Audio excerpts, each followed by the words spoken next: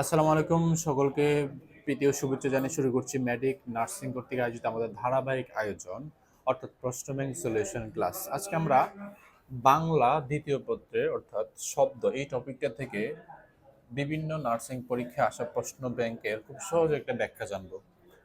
তো আমাদের আজকের আমরা প্রথম যে প্রশ্নটা এটা দেখতে পাচ্ছি যে নদী কোন ধরনের শব্দ। আচ্ছা, আমরা দেখতে পাচ্ছি এই প্রশ্নটা 2023-24 শিক্ষাবর্ষে আসা একটা প্রশ্ন। তো আসো আমরা এখানে আমরা দেখলাম চারটা অপশনে দেশি শব্দ, তদ্ভব শব্দ, তৎসম শব্দ, বিদেশি শব্দ। ওকে, তো এখন আমরা একটা বিষয় মনে রাখবো, যে কোনো শব্দে যখন দীর্ঘ ইকার থাকবে, কি থাকবে? দীর্ঘ ইকার থাকবে। দেখো এখন নদী এই শব্দটাতে কিন্তু দীর্ঘ ইকার, তাই না? তাহলে আমরা যে কোনো শব্দে যখন দীর্ঘ ইকার থাকবে আমরা তখন সেটাকে তৎসম শব্দ দিব। আমরা তখন সেটাকে তৎসম শব্দ দেব, ঠিক আছে? তাহলে আমাদের এই নদীর শব্দ যেহেতু দীর্ঘ ইকার, তাহলে আমরা এটাকে অপশন সি হিসেবে নিতে পারি। ওকে, তাহলে আমরা জানি যে কোনো শব্দে যখন দীর্ঘ ইকার থাকবে আমরা তখন সেটাকে তৎসম শব্দ হিসেবে নেব। এবার এ নাম্বার অপশনে কয়েকটি দেশি শব্দ, যেমন আমাদের পরীক্ষাতে কয়েকটি দেশি শব্দ আসতে পারে, এরকম ভাবে আমি বলি। যেমন যেমন ডাগর। ডাগর মানে কি? বড়। যেমন আর কি কি আসতে পারে? যেমন চুলা, এটা হচ্ছে কি একটি দেশি শব্দ। তারপর হচ্ছে কুলা, এটা হচ্ছে একটি দেশি শব্দ। চুলা, কুলা। তারপর হচ্ছে কি ডুলা, এটা হচ্ছে দেশি শব্দ। তারপর হচ্ছে টুপর, এটা হচ্ছে একটি দেশি শব্দ। তারপর হচ্ছে ডাব। ডাব কি? এটা হচ্ছে দেশি শব্দ। তো আমরা সাধারণত এই যে দেশি শব্দ আমরা যে লিখে দিলাম, সাধারণত এই দেশি শব্দগুলো আমাদের পরীক্ষাতে খুব বেশি পরিমাণে এসে থাকে। তো আমরা এই দেশি শব্দগুলো কিন্তু আমরা একটু জোর দিয়ে পড়বো। ওকে, এরপরে আসো 2 নম্বর প্রশ্ন, যে কোনটি দেশি শব্দ। আমরা দেখতে পাচ্ছি যে এই প্রশ্নটা 2023-24 শিক্ষাবর্ষে আসা একটি প্রশ্ন। ওকে, তো আমরা আগে চারটা অপশন থেকে আমরা একটু বিষয়টা একটু ক্লিয়ার করে নিই। যেমন দেখো আমরা যেমন গরিব, খেয়াল করো, এই গরিব হচ্ছে একটি আরবি শব্দ। গরিব কোন শব্দ?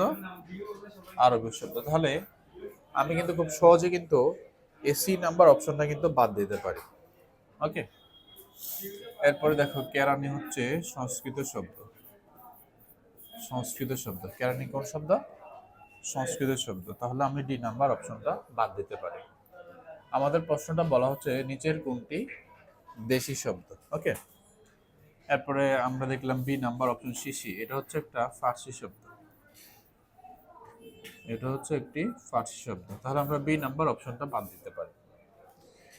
তাহলে আমাদের আর অপশন থাকতেছে একটা বাদুর। তাহলে এই বাদুর হচ্ছে একটি দেশি শব্দ। তাহলে আমাদেরকে কিন্তু এই দেশি শব্দ যেগুলো আমাদের পরীক্ষাতে সচরাচর এসে থাকে, আমাদেরকে এই দেশি শব্দগুলো কিন্তু মনে রাখতে হবে। দেখো কিছু কিছু টপ কিছু কিছু টপিক আছে যে যেগুলো আমাদেরকে টেকনিক ছাড়া কিন্তু আমাদেরকে অবশ্যই মনে রাখতে হবে। তো এরকম টপিকের মধ্যে শব্দ হচ্ছে একটি টপিক। তো এটা আমাকে একটু জোর দিয়ে নিজে মনে রাখতে হবে। তবে আমাদেরকে চারটা অপশন থেকে তিনটা কেন হয় না এই বিষয়টা কিন্তু আমাদেরকে প্রশ্নের সলিউশন করতে গিয়ে কিন্তু আমাদেরকে বিষয়টা জানতে হবে। তাহলে আমাদের জন্য এই টপিকগুলো খুবই ইজি হবে। তারপরে আমরা দেখতে পাচ্ছি যে 3 নাম্বার প্রশ্নটা, যে হেড মৌলবী শব্দটি কোন শব্দযোগে গঠিত। আমরা দেখতে পাচ্ছি এই প্রশ্নটা 2019 এবং 20 শিক্ষাবর্ষে আসা একটি প্রশ্ন। তো মনে রাখবে হেড হচ্ছে একটি ইংরেজি, হেড হেড হচ্ছে কি একটি ইংরেজি শব্দ, এবং মৌলবী হচ্ছে একটি ফার্সি শব্দ।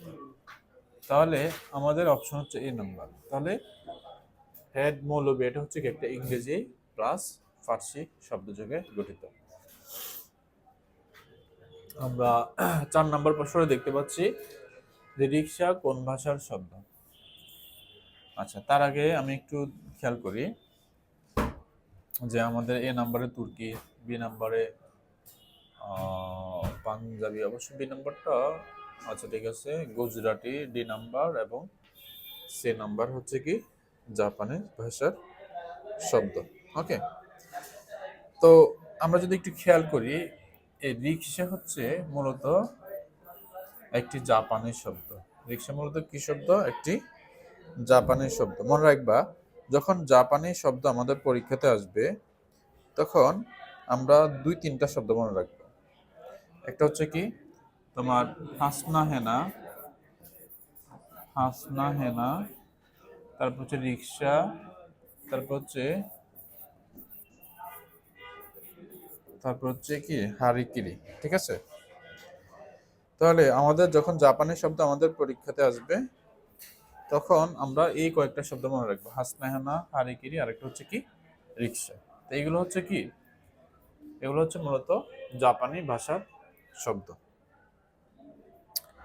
আর আমরা যদি বিশেষ করে গুজরাটি শব্দ হিসেবে আমরা মনে রাখি যে আমাদের পরীক্ষাতে গুজরাটি শব্দ থেকে কি শব্দ আসতে পারে, যেমন হরতাল, আরেকটা হচ্ছে কি খদ্দর।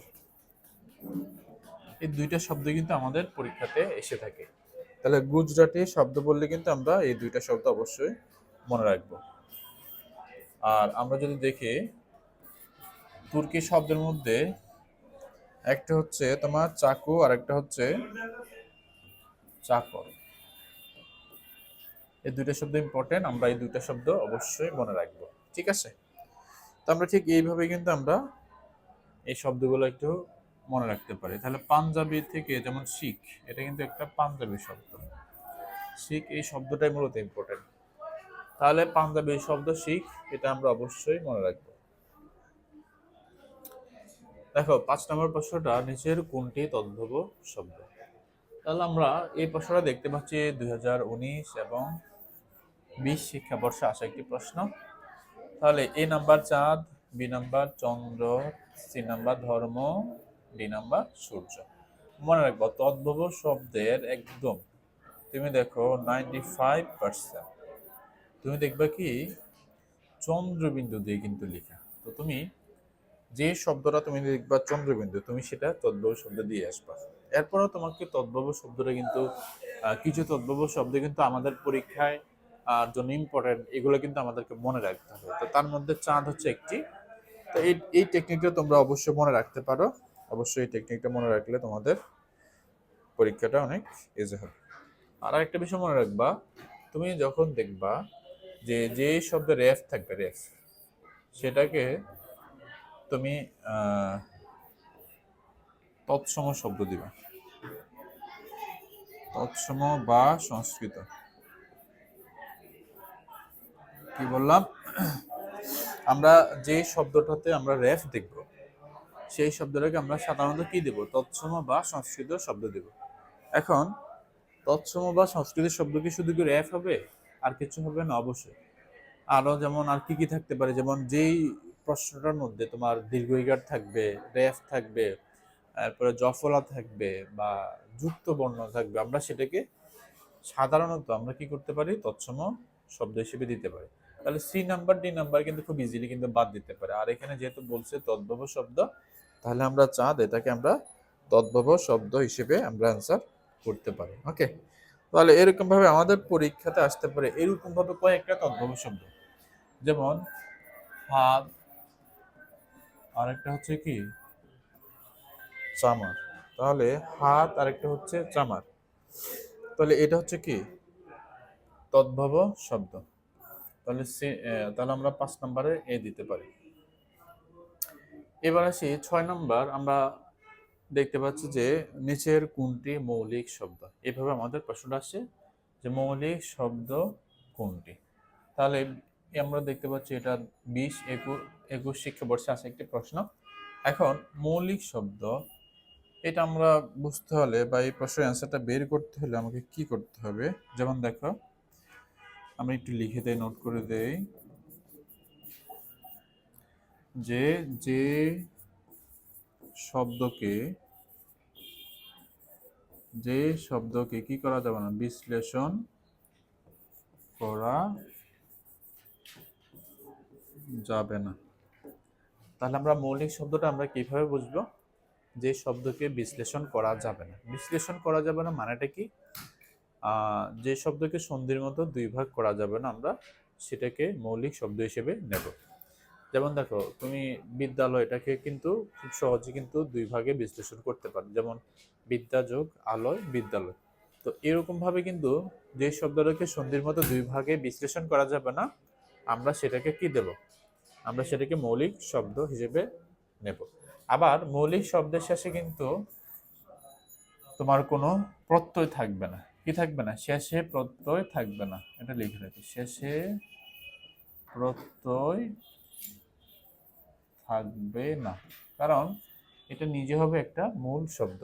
তাহলে আমরা জানবো যেটা হচ্ছে একটা মূল শব্দ, এবং যে শব্দটা শেষে কোনো প্রত্যয় থাকবে না, এবং যেটাকে সন্ধির মতো দুই ভাগে বিশ্লেষণ করা যাবে না, আমরা সেটাকে মৌলিক শব্দ হিসেবে দেব। তাহলে এখন আসি আমাদের চারটা অপশনের মধ্যে আমরা 1 নম্বরে দেখতে পাচ্ছি মানব। এখন এই মানব শব্দের আমরা শেষে দেখতে পাচ্ছি অব। তাহলে এই অব হচ্ছে একটি প্রত্যয়।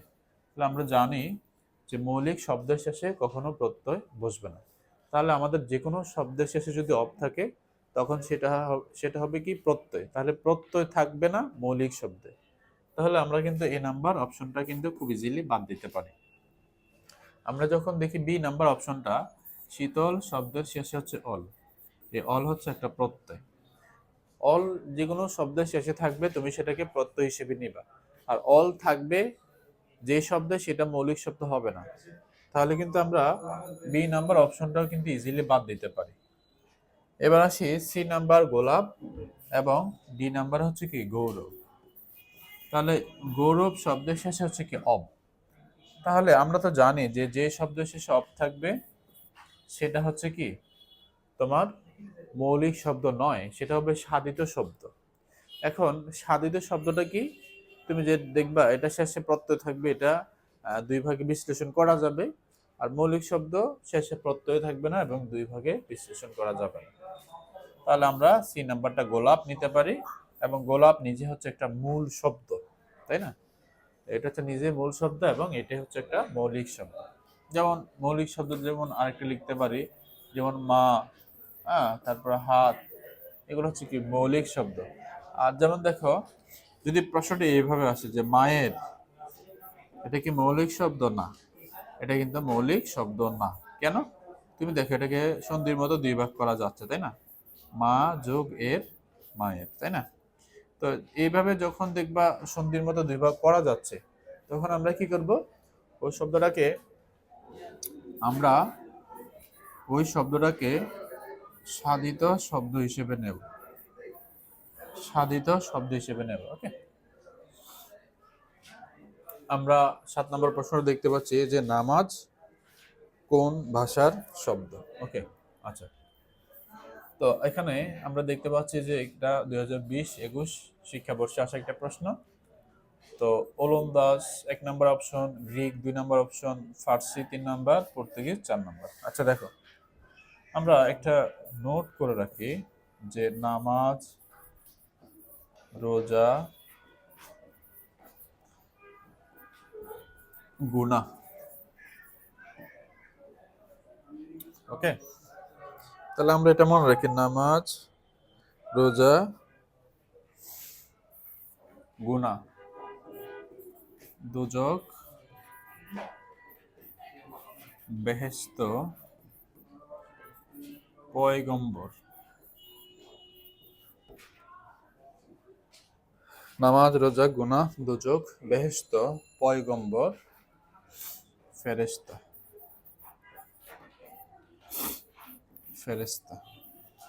তাহলে এই যে আমরা শব্দগুলো লিখে দিলাম, এই শব্দগুলো মূলত হচ্ছে ফার্সি শব্দ। তাহলে আমরা এই শব্দগুলো পরীক্ষাতে যেহেতু বেশি পরিমাণে এসে থাকে, তাহলে আমরা এগুলোকে ফার্সি শব্দ হিসেবে মনে রাখি। তাহলে নামাজ হচ্ছে একটি ফার্সি শব্দ। আচ্ছা, এবার আমরা এই নাম্বার দেখতে পাচ্ছি যে ওলন্দাজ শব্দ। আচ্ছা, এখন ওলন্দাজ শব্দ কিন্তু তেমন একটা ইম্পর্টেন্ট না, বা গ্রিক শব্দ ইম্পর্টেন্ট না, তবে আমাদের পরীক্ষার জন্য ফার্সি এবং পর্তুগিজ ইম্পর্টেন্ট। তো আমরা পর্তুগিজ শব্দ যেমন মনে রাখতে পারি, যে পরীক্ষা আসে, যেমন আনারস, হ্যাঁ, তারপর হচ্ছে পাউরুটি, কি পাউরুটি, ওকে, বালতি, তারপর হচ্ছে পেয়ারা, পেয়ারা, ওকে। তো এইগুলো হচ্ছে কি, এগুলো হচ্ছে পর্তুগিজ শব্দ। তো আমরা এই পর্তুগিজ শব্দগুলো আমাদের পরীক্ষার জন্য ইম্পর্টেন্ট, আমরা এটাকে অবশ্যই অবশ্যই মনে রাখবো। তাহলে পাউরুটি, আনারস, বালতি, পেয়ারা, এগুলা পর্তুগিজ শব্দ হিসেবে আমরা মনে রাখবো। 8 নম্বর, নিচের কোনটি তৎসম শব্দের উদাহরণ? তাহলে আমরা দেখলাম 4টা অপশনের মধ্যে 1 নম্বর গিন্নি, 2 নম্বর বৃষ্টি, 3 নম্বর হাড়ি, 4 নম্বর অন্য।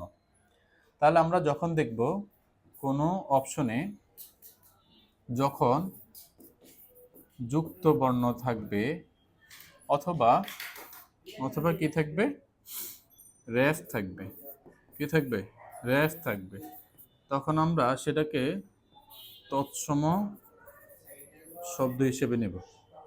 ঠিক আছে, তখন আমরা সেটাকে কি নেব, তখন আমরা সেটাকে তৎসম শব্দ হিসেবে নেব।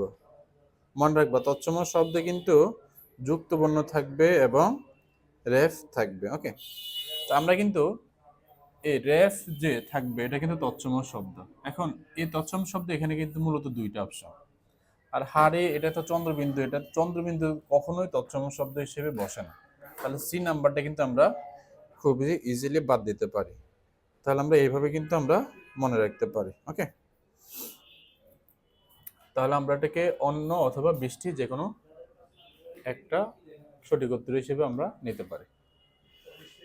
আমরা দেখতে পাচ্ছি 10 নম্বর, চশমা কোন ভাষার শব্দ? এই প্রশ্নটা আছে 2022-23 শিক্ষাবর্ষে, চশমা। আচ্ছা, আমরা কয়েকটা ফার্সি শব্দের মধ্যে আমাদের পরীক্ষাতে এসে থাকে, যেমন চশমা, পাঞ্জাবি, জামাই,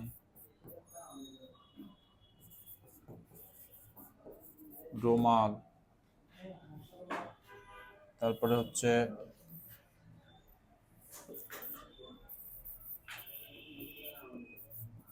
বিরিয়ানি, জর্দা। তো এগুলো হচ্ছে কি ফার্সি শব্দ। তো আমরা এই শব্দগুলো অবশ্যই মনে রাখবো, ফার্সি শব্দ। আর পর্তুগিজ শব্দ হিসেবে আমরা জানি কয়েকটা শব্দ, যে আনারস, আলমারি, বালতি, পেয়ারা। তো আমরা এগুলোকে আমরা পর্তুগিজ শব্দ হিসেবে নেব।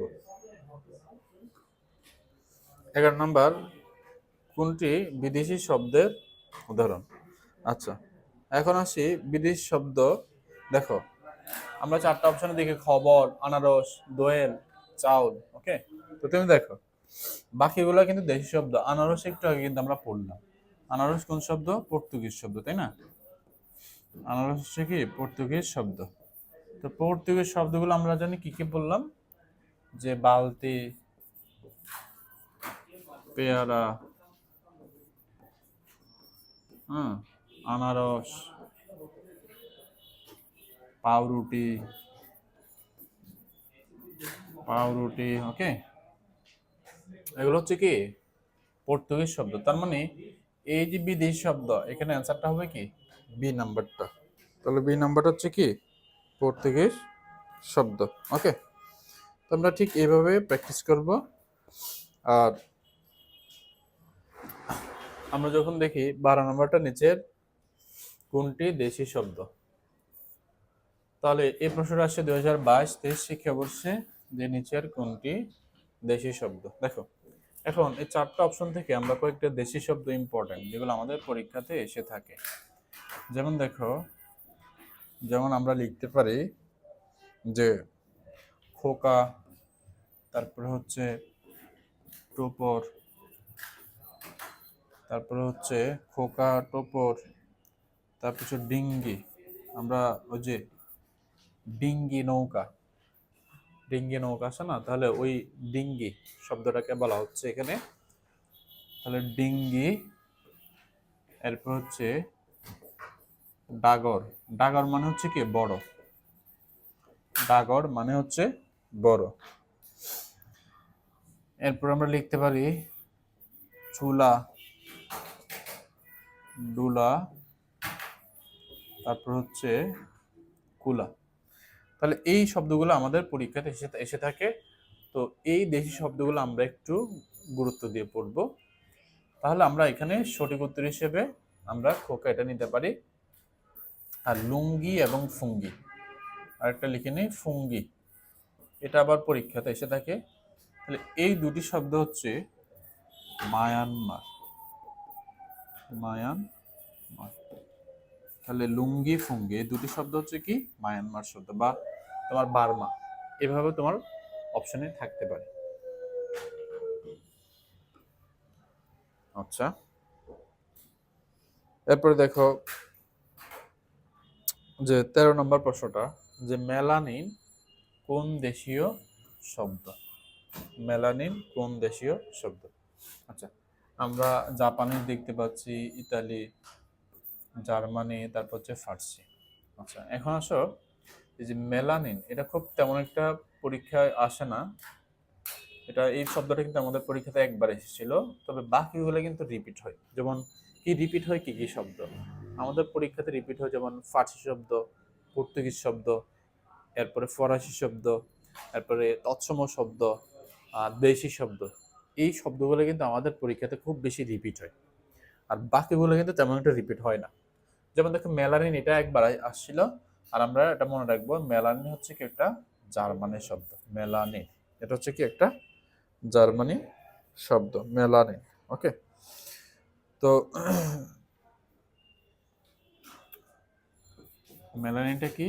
মেলানিন হচ্ছে একটা হালকা কার্যকর শোষক, এটা মনে রাখতে পারো। মেলানিন হচ্ছে একটি হালকা কার্যকর শোষক, মেলানিন। আর আমরা ফার্সি শব্দ তো অলরেডি বলে ফেললাম যে ফার্সি শব্দগুলো আমাদের পরীক্ষার জন্য ইম্পর্টেন্ট। যেমন পাঞ্জাবি, এই শব্দটা আমরা মনে রাখবো। তারপর হচ্ছে পাঞ্জাবি, তারপর হচ্ছে কি রোমান, তারপর হচ্ছে মোরগ, তারপর হচ্ছে মুরগি,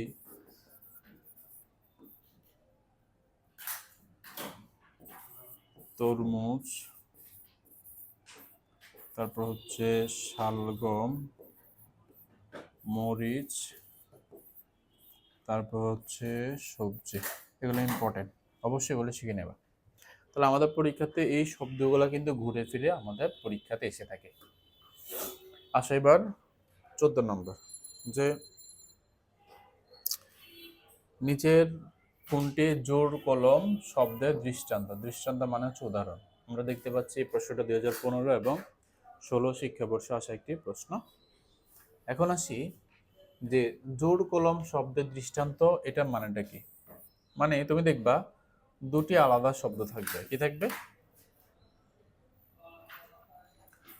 দুটি আলাদা শব্দ। প্রথম হচ্ছে জোর কলম মানে হচ্ছে কি দুটি আলাদা শব্দ থাকবে, কিন্তু একটি শব্দের অর্থ প্রকাশ করবে। কি হবে? একটি শব্দে অর্থ প্রকাশ, এটা মানে হচ্ছে কি জোর কলম। ওকে, শব্দ থাকবে দুটি আলাদা, তবে একটি শব্দের অর্থ প্রকাশ করবে। আমরা এই চারটা অপশন থেকে, আচ্ছা এখানে একটু টাইপিং মিস্টেক, এটা মূলত ছিল প্রশ্নটা কি ফুল কুসুম।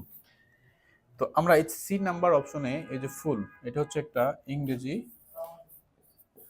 শব্দ, আর কুসুম হচ্ছে একটা সংস্কৃত শব্দ।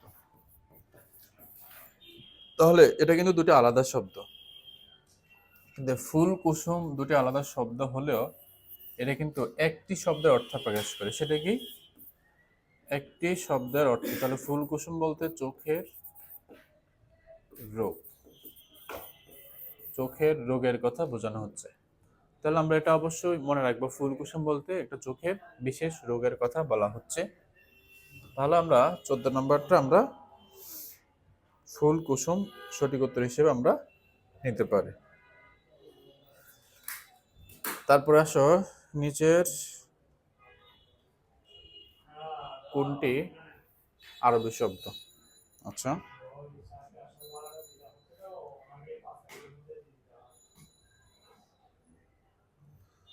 তো আমরা এইখানে এই 15 নম্বর প্রশ্নটা 15-16 শিক্ষাবর্ষ আসা একটা প্রশ্ন। তবে এখানে একটু প্রবলেম আছে। প্রবলেমটা কি, যে এখানে যে 4টা অপশন, অনেক সময় আমাদের পরীক্ষাতে 4টা অপশনের মধ্যে তোমার 2টা সঠিক উত্তর দিয়ে দেয়, অনেক সময় 3টাও সঠিক উত্তর দিয়ে দেয়।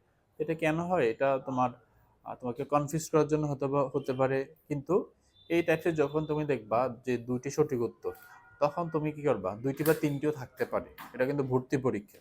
তাহলে এখন এগুলো কিন্তু 100টা প্রশ্নের মধ্যে কিন্তু সবগুলো এরকম হবে না, একটা বা 2টা প্রশ্ন এরকম হতে পারে।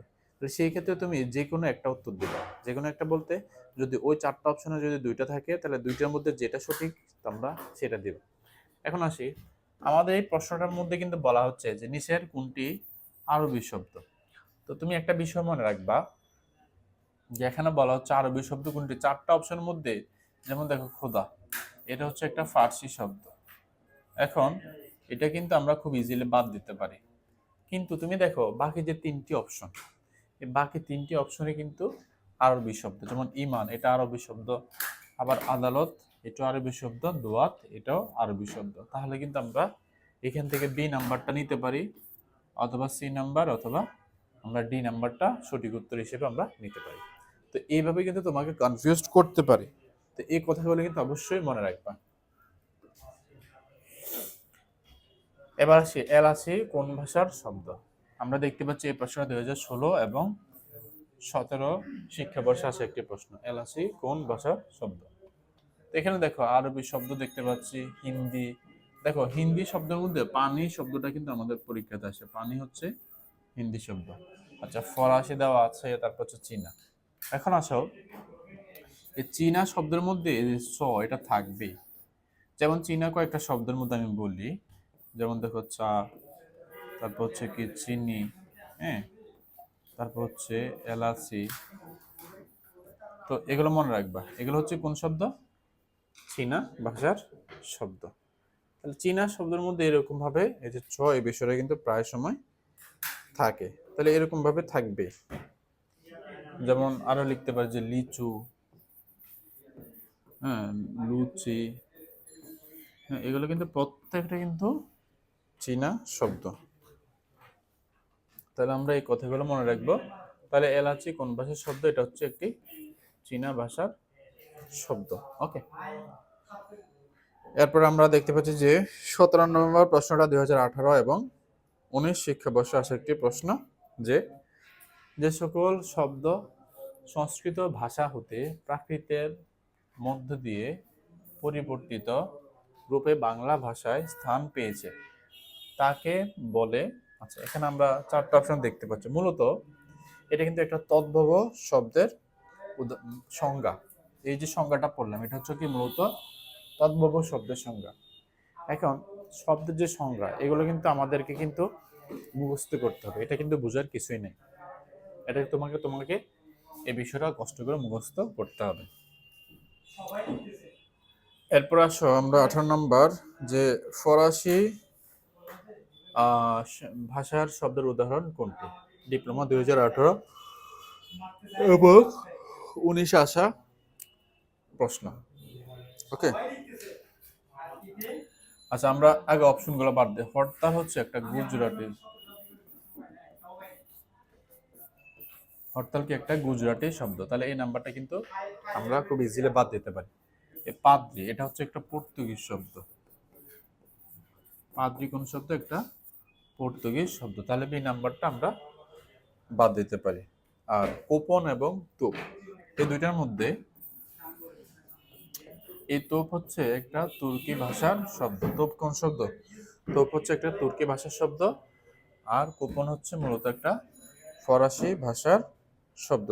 কোপন এটা মূলত হচ্ছে একটা ফরাসি ভাষার শব্দ। আচ্ছা, ফরাসির মধ্যে কুপন, তারপরে রেস্তোরাঁ, তারপর হচ্ছে ডিপু, এটা মনে রাখবে। এই তিনটা শব্দ মূলত আমাদের ঘুরে ফিরে আমাদের পরীক্ষাতে এসে থাকে।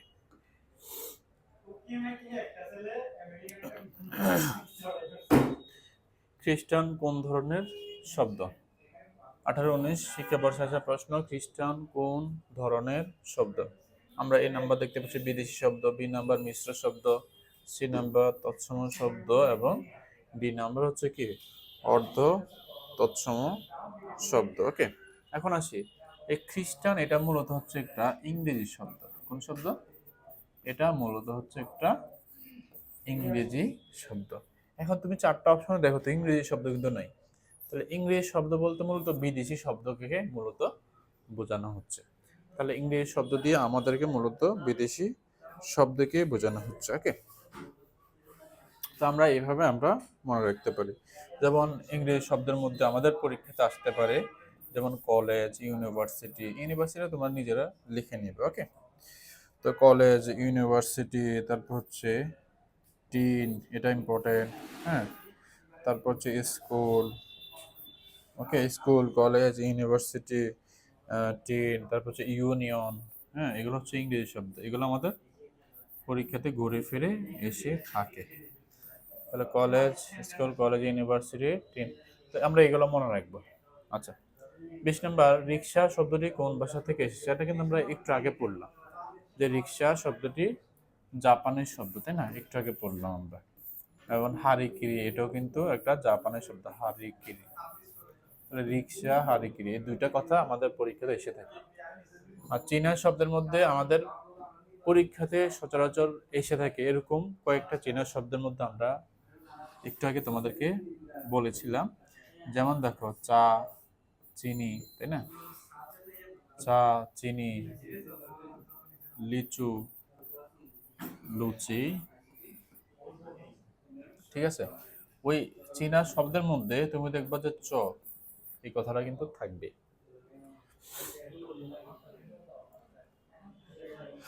এরপরে আমরা যদি দেখি যে বাংলা ভাষায় ব্যবহৃত আদমশুমারি কোন শ্রেণীর শব্দ? তাহলে আমরা দেখতে পাচ্ছি আদমশুমারি মূলত এখানে একটু প্রবলেম আছে। প্রবলেমটা কি? এটা মূলত হচ্ছে একটা মিশ্র শব্দ, ঠিক আছে? এটা মূল আদমশুমারি হচ্ছে কি একটা মূলত, এটা মূলত মিশ্র শব্দ। তো মিশ্র শব্দ মানেটা কি? মানে তুমি দেখবা মিশ্র শব্দগুলোতে মূলত দুইটা শব্দ যোগে গঠিত শব্দটাই হচ্ছে কি মূলত মিশ্র শব্দ। তো এখানে যদি আমরা দেখতে পাই যে আদম এবং শুমারি, তো এখানে আদম হচ্ছে মূলত একটা আরবি শব্দ। আদম কি মূলত একটা আরবি শব্দ। আর এই যে এখানে শুমারি, এই শুমারিটা হচ্ছে মূলত একটা ফার্সি শব্দ। মূলত এখানে আরবি প্লাস ফার্সি শব্দ যোগে মূলত এটা গঠিত।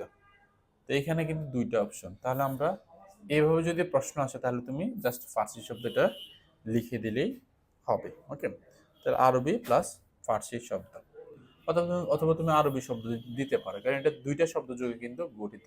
কিন্তু এখানে একটা কিন্তু আছে, সেটা কি জানো? আদম মানে দুইটা হচ্ছে মূলত যদি আসে তখন আমরা ফার্সি শব্দটাই সঠিক উত্তর হিসেবে আমরা দিতে পারি। তাহলে এই ক্ষেত্রে আমরা ডি নাম্বারটা বাদ দিয়ে আমরা সি নাম্বারটা নিতে পারি।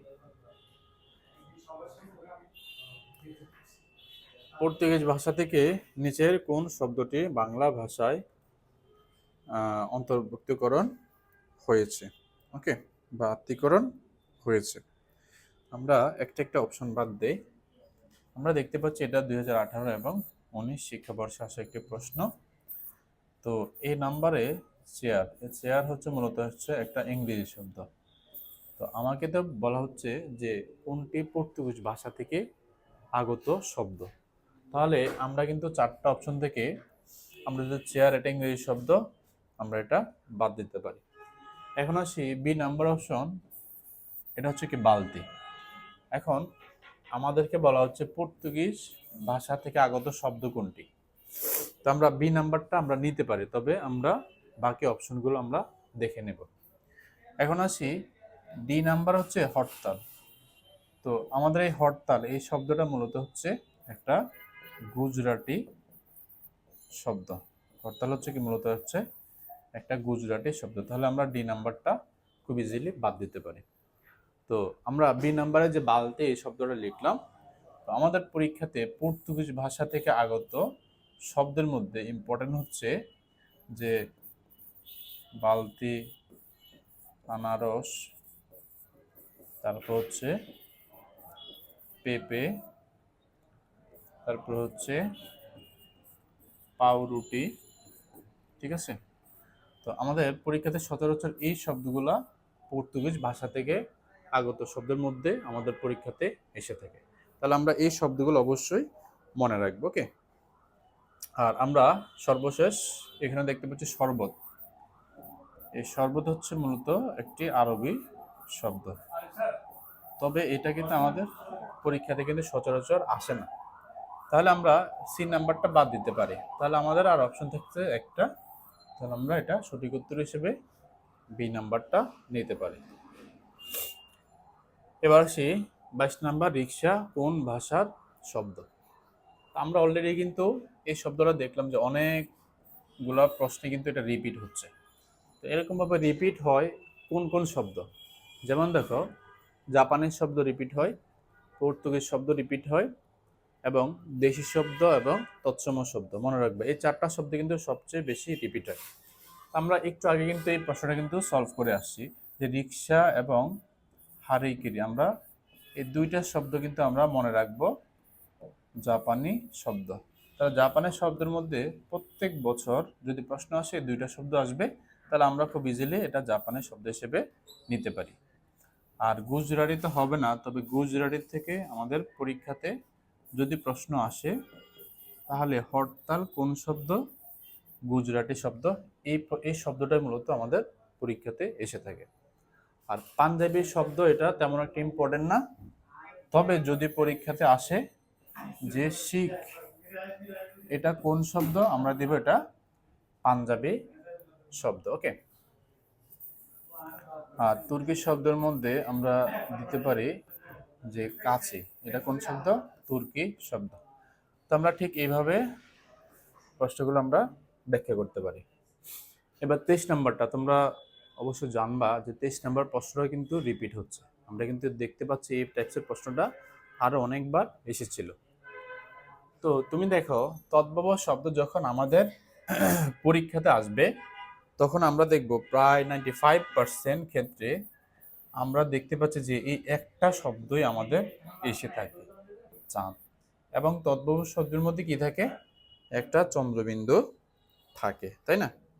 তো এরকম ভাবে তদ্ভব শব্দের মধ্যে আমরা মনে রাখতে পারি চামার, আরেকটা হচ্ছে হাত। তাহলে আমরা এই দুইটা শব্দ, তিনটা শব্দ আমরা মূলত মনে রাখবো, ওকে। তাহলে আমরা 23 নাম্বার হচ্ছে এ।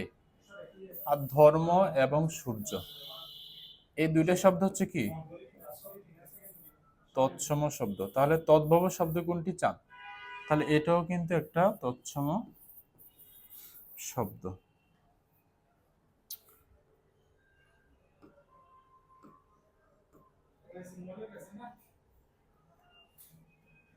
আচ্ছা, তো এই ছিল আমাদের আজকে শব্দ থেকে বিগত সালের প্রশ্ন ব্যাংক সলিউশন ক্লাস। তো তোমরা এইভাবে ব্যাখ্যা সহকারে প্রত্যেকটা ক্লাস দেখতে আমাদের এই পেজের সাথে থাকো। পরবর্তী ক্লাস দেখার আমন্ত্রণ জানিয়ে আমরা আজকে ক্লাসটি এই পর্যন্ত রাখলাম। ধন্যবাদ সকলকে। আসসালামু আলাইকুম।